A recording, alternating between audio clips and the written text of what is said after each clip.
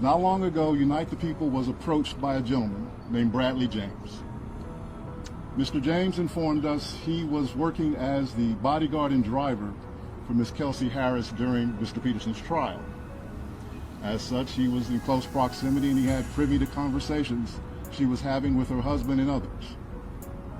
Mr. James informed us he was not under a non-disclosure agreement or a confidentiality agreement and was free to speak with Unite the People, and that he was doing it because his conscience would not let him not speak and leave a man in prison for something he did not do. Mr. James informed Unite the People that he was witness to the conversation Ms. Harris had, where she stated she had the gun, she fired it 3 times, Mr. Peterson grabbed her arm and knocked it down, and the gun fired 2 more times. In essence, Mr. Peterson never shot anybody, never even touched that gun, never fired the gun.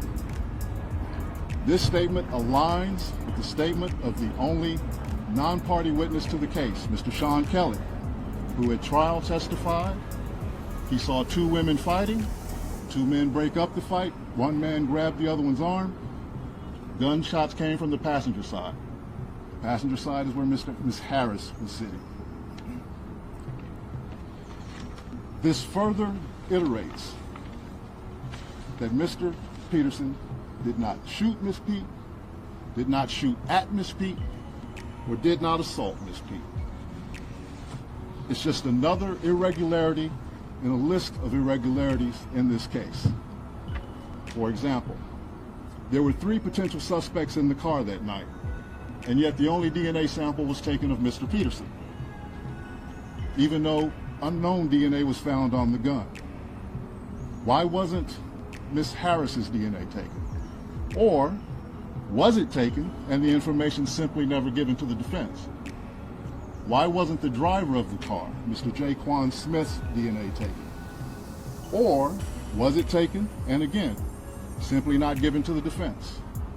Recently, we've been made aware that a member of the media, Mr. Gianno Caldwell, was working on an op-ed for the New York Post regarding Mr. Peterson's innocence. During his work on that op-ed, he became aware of some information in Unite the People's possession regarding a statement that was given to Unite the People by someone with information relevant to that case. The New York Post recently reached out to the prior district attorney, George Gascon, Megan Pete and her representatives, and Kelsey Harris and her representatives.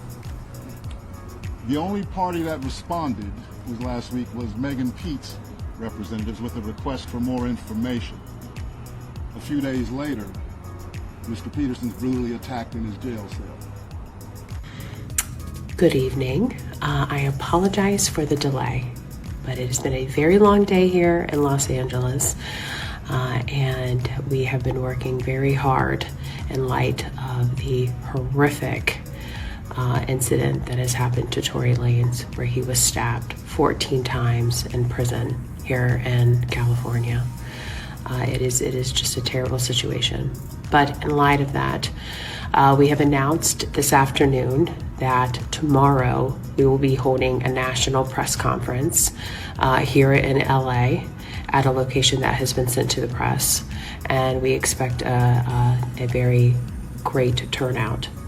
During this press conference, Tory's attorneys will lay out the new, pretty large evidence that proves Tory Lanez's innocence. And Gianna Caldwell from Fox News, myself,